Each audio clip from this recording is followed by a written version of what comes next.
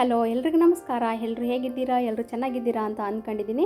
ನಾನಿವತ್ತು ಪನ್ನೀರ್ ಮಸಾಲ ಮಾಡೋಣ ಅಂತ ಮಾಡ್ತಾಯಿದ್ದೀನಿ, ಮತ್ತು ಅದ್ರ ಜೊತೆಗೆ ಅಕ್ಕಿ ರೊಟ್ಟಿ ಮಾಡೋಣ ಅಂತ ಮಾಡ್ತಾಯಿದ್ದೀನಿ. ತುಂಬ ದಿನದ ನಂತರ ಅಕ್ಕಿ ರೊಟ್ಟಿ ಮಾಡ್ತಾಯಿದ್ದೀನಿ. ಚೆಂದ ಬಂದಿತ್ತು, ಭಾಳ ಚೆಂದ ಬಂದಿತ್ತು ಅಕ್ಕಿ ರೊಟ್ಟಿ ಮಾತ್ರ. ಅಕ್ಕಿ ರೊಟ್ಟಿ ಮತ್ತು ಪನ್ನೀರ್ ಮಾತ್ರ ಇವತ್ತು ಭಾಳ ಚೆನ್ನಾಗಿ ಬಂದಿತ್ತು. ಒಂದೊಂದು ಸರಿ ನಾವು ಏನೇನೋ ಮಾಡ್ತಾಯಿರ್ತೀವಿ, ಎಲ್ಲ ಸೇಮ್ ಮೆಥಡಲ್ಲಿ ಮಾಡಿರು ಒಂದೊಂದು ಸರಿ ಟೇಸ್ಟ್ ಬರೋದಿಲ್ಲ. ಒಂದೊಂದು ಸರಿ ಅದೇ ಮೆಥಡಲ್ಲಿ ಮಾಡಿರು ಅದು ಟೇಸ್ಟ್ ಒಂಥರ ಬೇರೆ ಥರನೇ ಚೆಂದ ಬಂದಿರುತ್ತೆ. ನನಗೂ ಅದೇ ಥರ ಇವತ್ತು ತುಂಬ ಚೆಂದಿತ್ತು. ಇವತ್ತಿನ ಡೇ ಮಾತ್ರ ಭಾಳ ಚೆಂದಿತ್ತು. ನಾನು ಅದಕ್ಕೆ ಪನ್ನೀರನ್ನ ಮಸಾಲ ಮಾಡಲಿಕ್ಕೆ ಪನ್ನೀರನ್ನು ಸ್ವಲ್ಪ ತೊಳಿತಾ ಇದ್ದೀನಿ. ಪನ್ನೀರ್ ಇವತ್ತು ಕ್ಯೂಬ್ ಥರನೇ ಬಂದಿದ್ದು, ಅದನ್ನೇನು ಕಟ್ ಮಾಡೋ ಅವಶ್ಯಕತೆ ಇರೋಲ್ಲ, ಆಲ್ರೆಡಿ ಕಟ್ಟಾಗಿದ್ದು. ಅದನ್ನು ಸ್ವಲ್ಪ ಒಂದು 2 ಸರಿ ನೀರಲ್ಲಿ ತೊಳೆದ್ಬಿಟ್ಟಿದ್ದೀನಿ. ತೊಳೆದಾದ್ಮೇಲೆ ಒಂದು ಮಡಿಕೆಯಲ್ಲಿ ಮಾಡೋದ್ರಿಂದ ಮಡಿಕೆಗೆ 1 ಸ್ಪೂನ್ ಆಯಿಲ್ ಹಾಕಿದ್ದೀನಿ. ಅದಕ್ಕೆ ನಾನು ಪನ್ನೀರ್ ಸೇರಿಸ್ತಾ ಇದ್ದೀನಿ. ಈ ಪನ್ನೀರನ್ನು ಒಂದು 2 ಮಿನಿಟ್ಸ್ ಹಾಗೆ ಸ್ವಲ್ಪ ಫ್ರೈ ಮಾಡ್ಕೊಳ್ಳೋಣ. ಫ್ರೈ ಮಾಡಾದಮೇಲೆ ಅದಕ್ಕೆ 1 ಸ್ಪೂನಷ್ಟು ನಾನು ಆಯಿಲ್ ಸೇರಿಸ್ಬೇಕಾಗುತ್ತೆ. ಆಯಿಲ್ ಸೇರಿಸಿ 1 ಸ್ಪೂನಷ್ಟು ನಾನು ಉಪ್ಪು ಸೇರಿಸ್ತಾ ಇದ್ದೀನಿ. ಉಪ್ಪು ಮತ್ತು ಖಾರದ ಪುಡಿ ಸೇರಿಸ್ತಾ ಇದ್ದೀನಿ. ಸ್ವಲ್ಪ ರುಚಿ ಚೆಂದ ಕೊಡುತ್ತೆ. ಪನ್ನೀರ್ ಬಾಯಿಗೆ ಸಿಕ್ಕರೆ ಉಪ್ಪು ಹುಳಿ ಖಾರ ಎಲ್ಲ ಚೆಂದ ಹತ್ತಿರುತ್ತೆ. ನಾವಿದು ಈ ಥರ ಮಾಡ್ದಲೇ ಹಾಕಿದರೆ ಅದಕ್ಕೆ ಉಪ್ಪು ಇರೋದಿಲ್ಲ, ಮತ್ತು ಸಪ್ಪೆ ಸಪ್ಪೆ ಅಂತ ಇರುತ್ತೆ. ತಿನ್ಬೇಕಾದ್ರೆ ಒಂಥರ ಸಪ್ಪೆ ಸಪ್ಪೆ ಇರ್ತವೆ. ಅದಕ್ಕೋಸ್ಕರ ನಾನು ಉಪ್ಪು ಮತ್ತು ಖಾರದ ಪುಡಿ ಹಾಕಿ ಈ ಥರ ಫ್ರೈ ಮಾಡಿ ಹಾಕಿದರೆ ಸ್ವಲ್ಪ ಚೆಂದ ಟೇಸ್ಟ್ ಕೂಡ ಜಾಸ್ತಿ ಕೊಡುತ್ತೆ, ಮತ್ತು ಚೆಂದ ಇರ್ತೈತೆ ತಿನ್ಬೇಕಾದ್ರೆ. ಇದನ್ನು ಹೀಗೆ ಫ್ರೈ ಮಾಡಿ ಕೂಡ ತಿಂತಾ ಇರ್ತಾರೆ ಎಷ್ಟೋ ಜನ. ಸೈಡ್ ಡಿಶ್ ಆಗಿ ಕೂಡ ಈ ಥರ ಫ್ರೈ ಕೂಡ ತಿನ್ಬೋದು.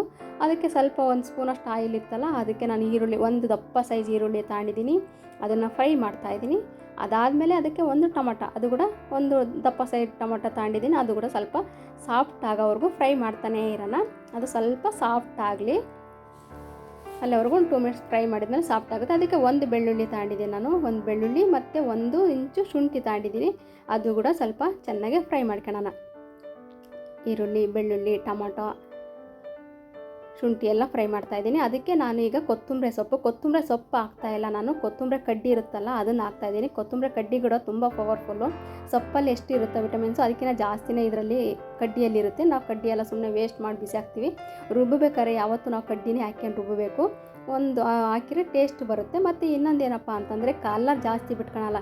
ಈಗ ನಾವು ಸೊಪ್ಪನ್ನು ಹಾಕಿ ನಾವು ರುಬ್ಬಬೇಕಾದ್ರೆ ಪೇಸ್ಟ್ ಮಾಡಿದರೆ ಸುಮ್ಮನೆ ಗ್ರೀನ್ ಕಲರ್ ಜಾಸ್ತಿ ಬಂದುಬಿಡುತ್ತೆ. ಅದಕ್ಕೋಸ್ಕರ ಕಡ್ಡಿ ಹಾಕಿದ್ರೆ ಅಷ್ಟೊಂದು ಗ್ರೀನ್ ಕಲರ್ ಜಾಸ್ತಿ ಬರೋದಿಲ್ಲ. ಅದಕ್ಕೋಸ್ಕರ ಕಡ್ಡಿ ಹಾಕ್ಬೇಕನ್ಸುತ್ತೆ. ಕಡ್ಡಿ ಹಾಕಿದರೆ ಚೆಂದಿರುತ್ತೆ.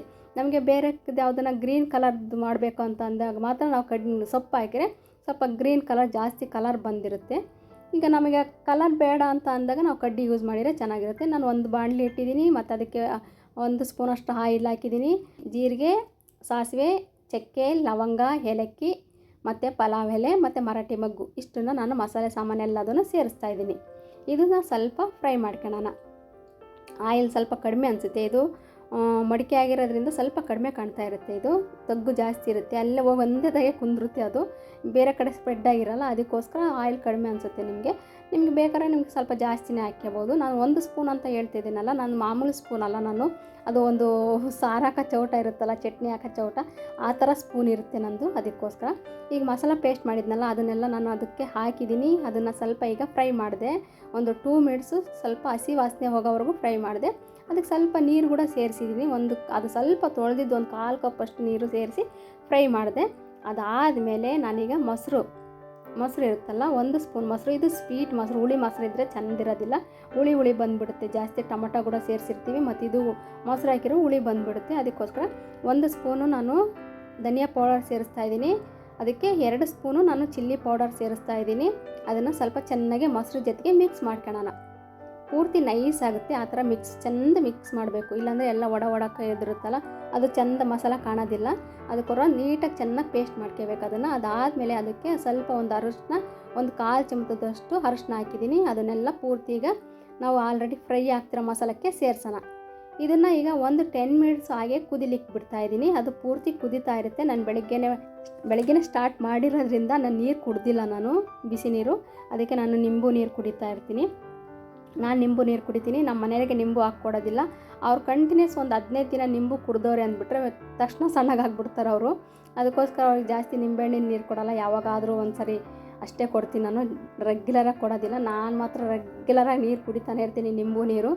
ನನಗಂತೂ ಬಾಡಿ ಸ್ವಲ್ಪನೂ ಚೇಂಜಸ್ ಆಗೇ ಇರೋದಿಲ್ಲ. ಅದಾದಮೇಲೆ ಮಸಾಲ ಫ್ರೈ ಆಗಿತ್ತು, ಅದಕ್ಕೆ ಪನ್ನೀರ್ ಸೇರಿಸಿದ್ದೀನಿ. ಪನ್ನೀರ್ ಸೇರಿಸಾದ್ಮೇಲೆ 1 ಸ್ಪೂನಷ್ಟು ನಾನು ಕಸ್ತೂರಿ ಮೆಂತ್ಯ ಹಾಕ್ತಾಯಿದ್ದೀನಿ. ಅದಕ್ಕೆ ಮತ್ತು ಗರಂ ಮಸಾಲ 1 ಸ್ಪೂನಷ್ಟು ನಾನು ಸೇರಿಸಿದ್ದೀನಿ. ಅದಾದಮೇಲೆ ಅದಕ್ಕೆ ನಾನು ಉಪ್ಪು ಎಲ್ಲಿ ಸೇರಿಸಿಲ್ಲ ನೋಡಿ, ಈಗ ಉಪ್ಪು ಸೇರಿಸ್ತಾ ಇದ್ದೀನಿ. ನಾನು ಪನ್ನೀರ್ ಫ್ರೈ ಮಾಡ್ಬೇಕಾರಷ್ಟು ಉಪ್ಪು ಹಾಕಿದ್ದೆ, ಈಗ ಮಸಾಲಕ್ಕೆ ಉಪ್ಪು ಹಾಕಿರಲಿಲ್ಲ. ಅದಕ್ಕೋಸ್ಕರ ಈಗ ಉಪ್ಪು ಸೇರಿಸಿ, ಈಗ ಆಲೆ ಮಸಾಲ ಸ್ವಲ್ಪ ಚೆಂದ ಆಲೆ ಪೂರ್ತಿ ಫ್ರೈ ಆಗಿದೆ, ಅದು ಬಾಯ್ಲ್ ಆಗಿದೆ, ಬೆಂದಿದೆ. ಈಗ ಅದಾದಮೇಲೆ ಅದಕ್ಕೆ ಕೊತ್ತಂಬರಿ ಸೊಪ್ಪು ಇರುತ್ತಲ್ಲ ಅದನ್ನು ಸ್ವಲ್ಪ ಮೇಲ್ಗಡೆ ಹಚ್ಚಿ ಹಾಕ್ಬಿಟ್ಟು ಈಗ ಒಂದು 5 to 6 ಮಿನಿಟ್ಸ್ ಕುದ್ದುಬಿಟ್ರೆ ಪನ್ನೀರ್ ನಮ್ಮದು ರೆಡಿ ಆಗಿಬಿಡುತ್ತೆ ನೋಡಿ. ತುಂಬ ಚೆಂದಿರುತ್ತೆ.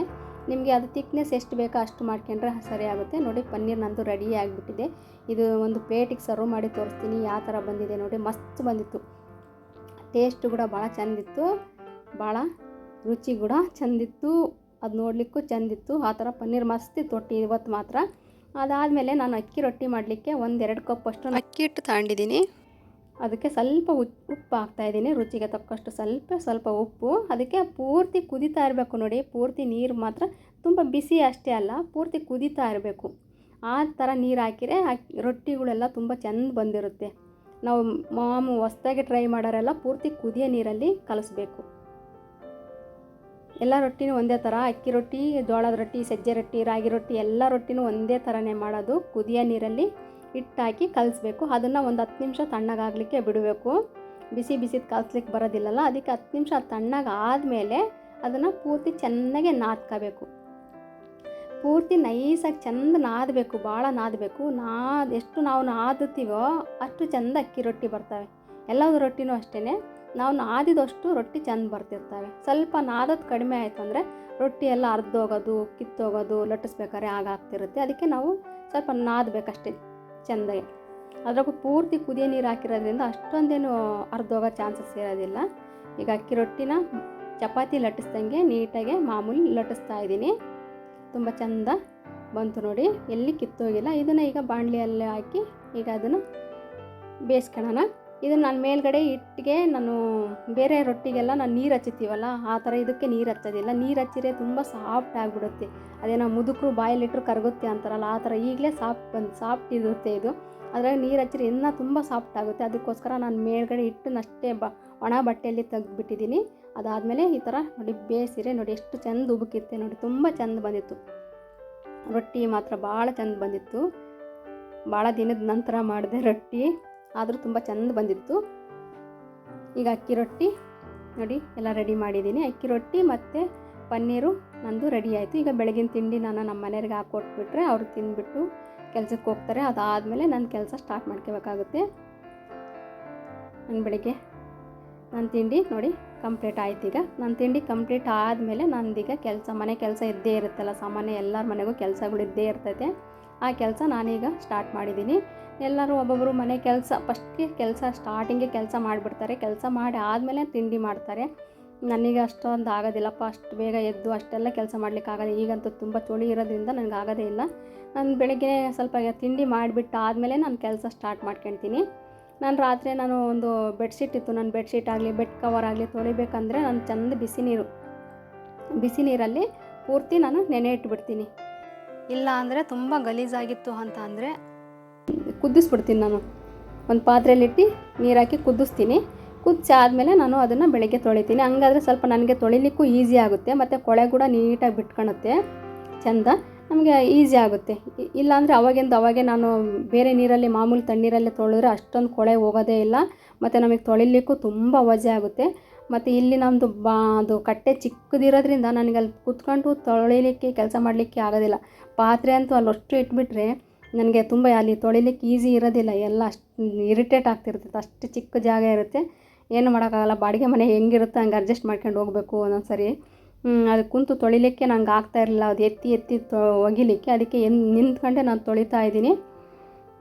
ಎಷ್ಟೆಲ್ಲ ನಾವು ಹೆಣ್ಮಕ್ಳು ಕೆಲಸ ಮಾಡ್ತೀವಿ, ಎಷ್ಟೆಲ್ಲ ಎಕ್ಸಸೈಸ್ ಮಾಡ್ತೀವಿ, ಮನೆ ಕೆಲಸ ಮಾಡಿರೇ ಒಳ್ಳೆ ಜಿಮ್ಗೆ ಹೋಗಿ ಬಂದಂಗೆ ಆಗಿರುತ್ತೆ ನಮಗೆ. ಆ ಥರ ಎಲ್ಲ ಎಕ್ಸಸೈಸ್ ಮಾಡಿದ್ರೂ ನಾವು ಸಣ್ಣಗಾಗಲ್ಲ, ಯಾಕೆ ಅಂತಲೇ ಗೊತ್ತಾಗಲ್ಲ. ಅಷ್ಟೆಲ್ಲ ಕೆಲಸ ಮಾಡ್ತಾಯಿರ್ತೀವಿ. ಒಬ್ಬೊಬ್ರು ಏನು ಕೆಲಸ ಮಾಡಲಿಲ್ಲ ಅಂತಂದ್ರೂ ಸಣ್ಣಗಿರ್ತಾರೆ, ಒಬ್ರು ಎಷ್ಟೆಲ್ಲ ಕೆಲಸ ಮಾಡಿರೂ ಸಣ್ಣಗಾಗೋದಿಲ್ಲ. ನನಗಂತೂ ಅದೇ ಸಮಸ್ಯೆ. ಯಾಕಂದರೆ ಹೆಣ್ಮಕ್ಳಿಗೆ ಎಲ್ಲರಿಗೂ ತುಂಬ ಇಷ್ಟಲ್ಲ, ಸುಂದರವಾಗಿ ಕಾಣಬೇಕು, ಚೆಂದಿರಬೇಕು, ಬೆಳ್ಳಗಿರಬೇಕು, ಸಣ್ಣಕ್ಕೆ ಸ್ಲಿಮ್ಮಾಗಿರಬೇಕು ಅಂತ ಎಲ್ಲ ಹೆಣ್ಮಕ್ಳಿಗೂ ಆಸೆ ಇದ್ದೇ ಇರ್ತೈತೆ. ಅದೇ ಥರ ನನಗೂ ತುಂಬ ಆಸೆ. ಹಂಗಾಗಿ ನಾನು ಡೈಲಿ ಫೇಸ್ ಪ್ಯಾಕು ಯಾವುದಾದ್ರೂ ಒಂದು ಮನೆಗಿರೋ ಹಣ್ಣುಗಳದ್ರಾಗೆ ಯಾವುದ್ರಾಗಾದ್ರೂ ಒಂದು ಮಾಡ್ಕೊಳ್ತಾನೆ ಇರ್ತೀನಿ. ಮತ್ತು ನನ್ನ ಹೇರ್ ಪ್ಯಾಕ್ ಕೂಡ ನಾನು ಮಾಡ್ತಾನೆ ಇರ್ತೀನಿ ವೀಕ್ಲಿ ಒಂದು ಸರಿ. ಈ ಥರ ಕೆಲಸ ಕೂಡ ತುಂಬ ಮಾಡ್ತಾನೆ ಇರ್ತೀನಿ. ಇದನ್ನು ಸ್ವಲ್ಪ ಆವಾಗಲೇ ಒಣಗಾಕಲ್ಲ, ಅದು ಸ್ವಲ್ಪ ನೀರೆಲ್ಲ ಚೆಂದ ಇಳ್ಕೊಳ್ಳಿ ಅಂತ ಹಾಗೆ ಬಿಟ್ಟಿದ್ದೀನಿ. ಅದಾದಮೇಲೆ ಒಣಗಾಕ್ತೀನಿ ಸ್ವಲ್ಪ ಬಿಸಿಲಾದಮೇಲೆ. ಅದಕ್ಕೆ ಸ್ವಲ್ಪ ನೀರೆಲ್ಲ ಉಳಿದಿದ್ವಲ್ಲ ಮೆಟ್ಲಿಗೆಲ್ಲ ಹಾಕಿಬಿಟ್ರೆ ಕ್ಲೀನ್ ಆಗುತ್ತೆ ಅನ್ನೋದ್ರಿಂದ ಸ್ವಲ್ಪ 1-2 ಬಕೆಟ್ ಮೆಟ್ಲಿಗೆಲ್ಲ ಹಾಕಿಬಿಟ್ಟಿದ್ದೀನಿ. ಅದಾದಮೇಲೆ ಈಗ ಸ್ನಾನ ಎಲ್ಲ ಕಂಪ್ಲೀಟ್ ಆಯಿತು ನಂದು. ಸ್ನಾನ ಎಲ್ಲ ಕಂಪ್ಲೀಟ್ ಆದಮೇಲೆ ಕೆಲಸ ಎಲ್ಲ ಆಯಿತು, ಸ್ನಾನ ಆಯಿತು. ಈಗ ಪೂಜೆ ಮಾಡ್ತಾಯಿದ್ದೀನಿ ನಾನು. ಪೂಜೆ ಎಲ್ಲ ಕಂಪ್ಲೀಟ್ ಮಾಡ್ಬೇಕಾದ್ರೆ ನಾನು ಅಕ್ಷತೆ ಇರ್ತವೆ ಅಲ್ಲಿ, ನಾನು ಇಲ್ಲೇ ಮಂತ್ರಾಲಯ ಮಠಕ್ಕೆ ಹೋದಾಗ ಸ್ವಲ್ಪ ಅಕ್ಷತೆ ಎಲ್ಲ ಕೊಡ್ತಿರ್ತಾರೆ. ಆದರೆ ಇಲ್ಲಿ ಮಾಮೂಲಿ ಹೊರಗೆ ಕೊಡೋ ಸ್ವಾಮಿಯರು ಇರ್ತಾರಲ್ಲ ಅವರಲ್ಲ, ಒಳಗೆ ದೊಡ್ಡ ಸ್ವಾಮಿಯರು ಒಬ್ಬರು ಕೊಡ್ತಿರ್ತಾರೆ ಅಕ್ಷತೆಗಳು. ಅದು ಯಾವಾಗಾದರೂ ಒಂದು ಸರಿ ಸಿಗುತ್ತೆ. ನಾವು ಡೈಲಿ ಹೋದಾಗ ನಮಗೆ ಸಿಗೋದೇ ಇಲ್ಲ. ಏನೋ ನಮ್ಮ ಅದೃಷ್ಟ ಅನ್ಕೋಬೇಕು. ಅವತ್ತಿನ ದಿನ ನಮಗೆ ಸಿಕ್ತು ಅಂತ ಅಂದರೆ ಏನೋ ಇವತ್ತಿನ ದಿನ ನಮ್ಗೆ ಒಳ್ಳೆಯದಾಗುತ್ತೆ ಅನ್ನೋದೊಂದು ಪವರ್ಫುಲ್ ಇರುತ್ತೆ. ಅದು ಪವರ್ಫುಲ್ ಅಕ್ಷತೆ ಕಾಳು ಅಂತಲೂ ಅನಿಸುತ್ತೆ ನಮಗೆ ದೊಡ್ಡ ಸ್ವಾಮಿಯರು ಕೊಡೋದ್ರಿಂದ. ಅದಕ್ಕೋಸ್ಕರ ಒಂದೊಂದು ಹಾಕಿ ಸ್ಟೋರ್ ಮಾಡಿ ಇಟ್ಕೊಂಡಿರ್ತೀನಿ ನಾನು. ಯಾವಾಗಾದ್ರೂ ಎಲ್ಲಿಗೆ ಹೊರಗೆ ಹೋದ್ರು ಎಲ್ಲೇ ಬಂದ್ರೂ ಸ್ವಲ್ಪ 1-2 ಪೂಜೆ ಆದಮೇಲೆ 1-2 ತಲೆ ಮೇಲೆ ಹಾಕ್ಕೊಂಡ್ರೆ ಏನೋ ಸಮಾಧಾನ ಅಂತ. ಅದಾದಮೇಲೆ ನಾನು 1-2 ಸೀರೆ ತಗೊಂಡಿದ್ದೆ, 4-5 ಸೀರೆ ತಂದಿದ್ದೆ ನಾನು. ಅವು ಸ್ವಲ್ಪ ಚೆಂದಿದ್ದು, ಅದನ್ನು ನಾನು ನಿಮಗೆ ತೋರಿಸಿದ್ದಿಲ್ಲ. ಯಾಕಂದರೆ ಅದು ಬ್ಲೌಸ್ ಎಲ್ಲ ಸ್ಟಿಚ್ ಮಾಡಿಸಿ ಆದಮೇಲೆ ನಾನು ನೀಟಾಗಿ ತೋರಿಸೋಣ ಅಂತ ಅಂದ್ಕೊಂಡಿದ್ದೆ. ಈ ಕಲರ್ ಅಂತೂ ನಿಜವಾಗಿ ನನಗಂತೂ ತುಂಬ ಇಷ್ಟ ಆಯಿತು. ಒಂಥರ ನಿಂಬು ಕಲರ್ ಇದು. ಒಂಥರ ಆಲ್ರೆಡಿ ಬುಟ್ಟ ಕೂಡ ಇದಕ್ಕೆ ಬಂದಿದ್ದಾವೆ ಸ್ಯಾರಿಗೆ.